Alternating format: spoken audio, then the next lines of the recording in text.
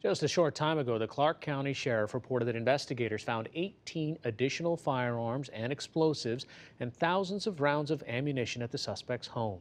We'll look at some of the broader questions now raised by this event. Jeffrey Swanson is joining us. He's a professor of psychiatry and behavioral sciences at Duke University School of Medicine, who's written widely on the subject of violence and mental illness. And security expert Russ Simons. He is managing partner at Venue Solutions Group, a facility management firm near Nashville. Mr. Swanson, let me start with you. This is not someone who, I guess, fits the profile of what we've come to expect. This is not a lone gunman, a young man that stuck to himself. Well, what an absolutely heartbreaking day this is for all the family members and the loved ones of those who died, but it's also a soul-searching day for the entire country as we look into our society and ask ourselves yet again, why did this happen, and how did it happen, and what could we have done, anyone, to prevent it? There's two parts to that question and the answer, and one, of course, is what you're alluding to, and that is, can we predict the behavior of someone who would be inclined to do such a horrible thing? What's the profile of someone like that? And the problem with that is that the risk factors for mass shooting are many, and they interact with each other, and they're nonspecific. They tend to apply to many more people who are not going to do this than who do. That's a very, very difficult thing to do. The other part of the question, of course, is if we assume that we may always have some people like this, for whatever motive that's very hard to fathom, what could we do to limit the harm, to limit the damage and the mayhem that occurred today? Russ Simons, you think about that for a living. You think about how to design venues that are safer. I mean, what could have possibly been done to try to keep this from becoming as soft a target as it was? Well, there are situations that occur every day around the world. In fact, 3 significant terror incidents on Sunday that have somehow now, because of the magnitude of what we faced yesterday, have just kind of gone unnoticed. But the industry that secures public assembly facilities, fairs, festivals, and special events is working tirelessly and has for the last 17 years to not only recognize and understand the incidents that occur, but also collaborate with first responders and other resources to make sure that we're training in a way so that we can react to the unexpected things that occur, like yesterday. Russ Simons, staying with you for a second. I mean, you know, thinking about somebody at a high vantage point and shooting people below. I mean, this happened 50 years ago at the University of Texas. How do you protect against that? Well, it's something that is a vulnerability, as you said, since 1966. Everyone is aware of that. I think what will happen in the analysis of this event is we'll look at how that expresses itself into our vulnerabilities. We'll look at ways to mitigate those risks, and we'll react to that. It is not a check a box and be done situation. We are going to be under constant pressure to make sure that we're staying abreast of the situations that we face and that we're flexible or adaptable enough to change to the circumstances that we face in the future. Jerry Swanson, a lot of people point to mental illness as the cause of this sort of violence, but you study this for a living. Give us the correlation between violence and mental illness.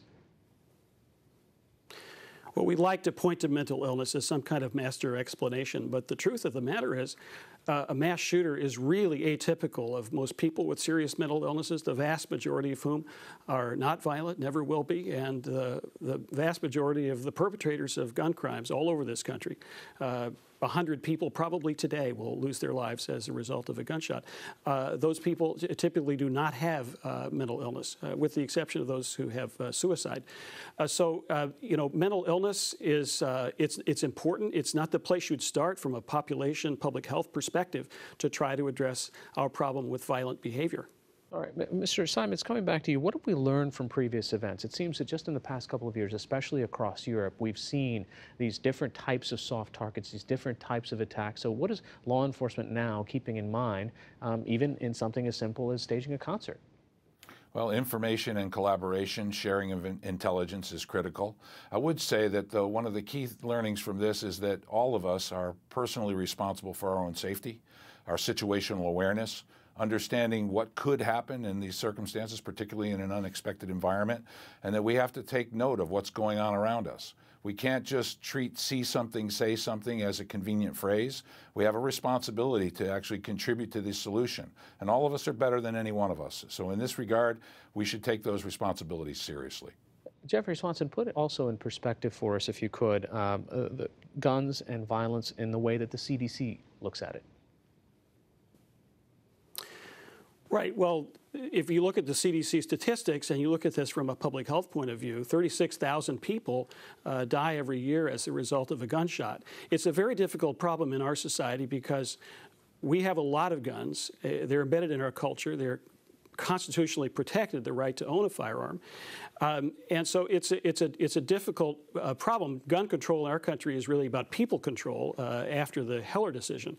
But there are things we could do. We could have better criteria for limiting the purchase of a gun by people who are really risky. The criteria we have now are probably too broad and too narrow at the same time. We could also have a legal tool that would give law enforcement officers a clear legal authority to actually remove firearms from people who are known to be risky and dangerous with due process protections. And we could do things to try to address the problem of illegal gun trafficking in this country. This is not a one-thing problem. It's not a one-thing solution. And I think it's going to take a long time, but we need to think about this very broadly. Russ Simons, when you work in one jurisdiction to the next, there are different sets of rules across state lines on who can carry, how they can carry, what kind of weapon. How does law enforcement deal with that sort of a challenge, or even somebody who's creating a venue to say, okay, well, this is the kind of people that I'm going to have at this concert. These are all the different issues. Well, you're exactly correct. Every jurisdiction is different, and there are some commonalities, and what we're learned in those can be shared. But ultimately, you really have to understand the situation on the ground and then move to mitigate any risks. Threats, risks, vulnerabilities, they're the key to identifying how we would respond. All right, Russ Simons, Jeffrey Swanson, thank you both. Thank you.